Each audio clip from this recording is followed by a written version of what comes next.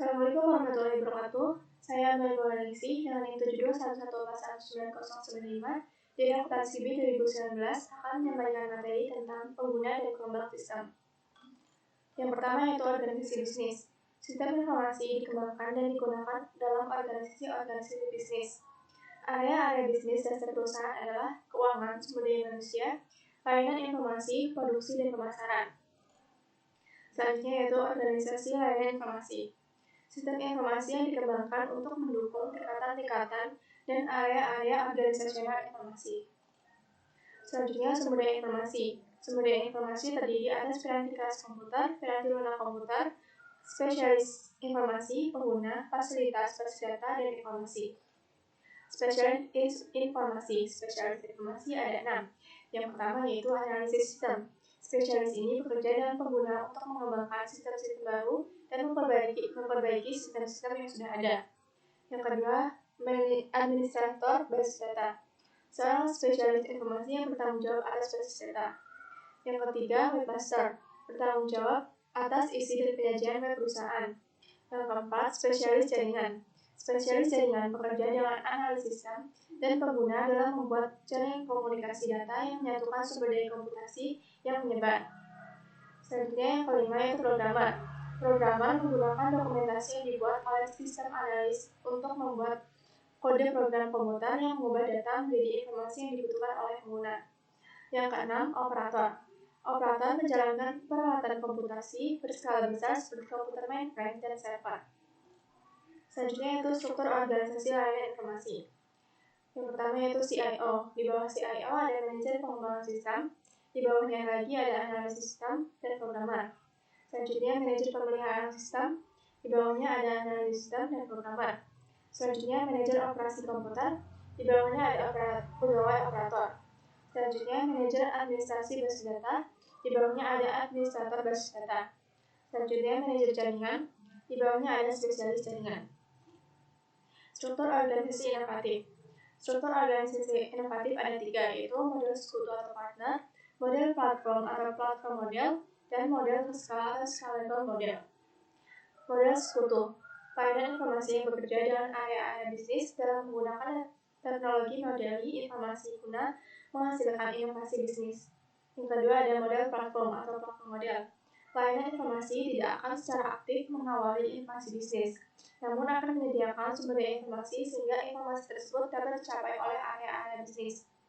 Yang ketiga ada model skala atau scalable model, yaitu sumber daya harus diperoleh begitu peluang pasar muncul dan harus dapat dengan cepat dilepaskan ketika peluang tersebut tidak lagi terjadi, sehingga tetap mempertahankan daya tetap pada tingkat yang minimum.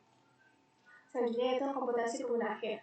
Komputasi pengguna akhir timbul disebabkan oleh 4 pengaruh utama. Yang pertama yaitu dampak pendidikan komputer, yang kedua antrian layanan informasi, yang ketiga murahnya piranti keras, dan yang keempat piranti lunak siap pakai. Pengguna sebagai suatu sumber daya informasi. Keuntungan komputasi pengguna akhir yaitu yang pertama menyamakan kemampuan dan tantangan, yang kedua mempersempit cara komunikasi. Pengguna sebagai suatu sumber daya informasi.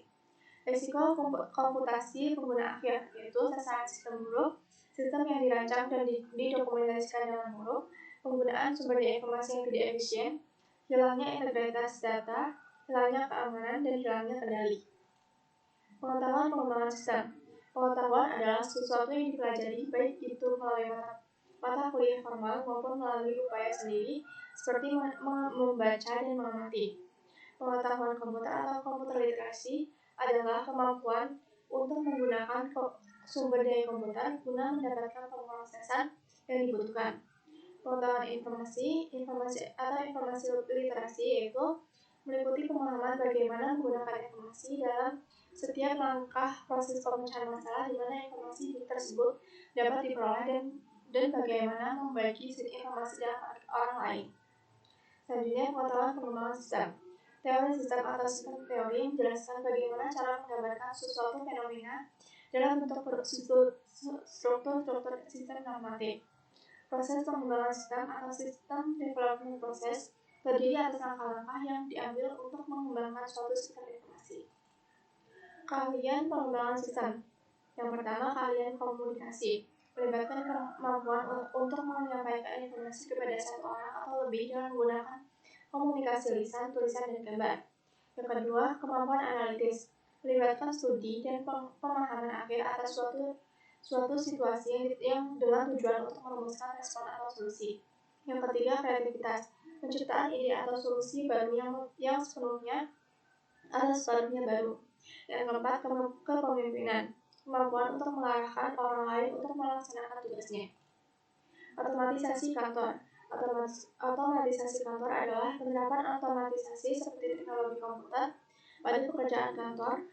Otomatisasi kantor atau office automation atau OA meliputi seluruh sistem elektronik formal maupun informal yang terutama berhubungan dengan komunikasi informasi ke dan dari orang-orang di dalam maupun di luar perusahaan. Kantor maya. Konsep kantor maya atau virtual office mengakui bahwa pekerjaan kantor dapat dilakukan hampir di semua lokasi geografis selama tempat kerja tersebut terhubung dengan satu atau lebih lokasi tetap perusahaan oleh suatu jenis kemampuan komunikasi elektronik. Konsep ini dimulai dengan telekomunikasi lalu disempurnakan untuk menciptakan suatu fasilitas kantor yang disebut hoteling. Keuntungan dan kerugian kantor maya. Keuntungannya yaitu biaya fasilitas yang lebih rendah, biaya peralatan yang lebih rendah, berkurangnya penghentian pekerjaan dan kontribusi sosial. Kerugiannya yaitu moral yang rendah dan kekhawatiran akan risiko keamanan. Organisasi maya. Keberhasilan kantor maya merinci pada visioner untuk melihat bagaimana kantor maya dapat diperluas hingga berlaku bagi keseluruhan perusahaan. Sebuah kantor maya.